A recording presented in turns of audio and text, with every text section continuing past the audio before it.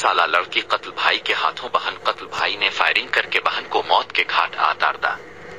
खानदानी जराये के मुताबिक पाकपत्तन के नवाही इलाका गांव वाडिल सुनिये में घर में बताए बगैर निकाह करने पर लड़की कत्ल। जराये के मुताबिक चंद दिन कबल लड़की ने मर्जी से बजरिया अदालत निकाह कर लिया था। निकाह का पता चल जाने पर भाई ने तैश में आकर बहन को फायरिंग करके कत्ल कर दिया। लाश को पोस्टमार्टम के लिए डिस्ट्रिक्ट अस्पताल पाकपत्तन मानितकुल कर दिया गया, जबकि थाना मलिका हांस पुलिस ने तफ्तीश का आगाज कर दिया। रिपोर्ट मियां उम्र दराज हांस, डिस्ट्रिक्ट नुमाइंदा पाकपत्तन शरीफ।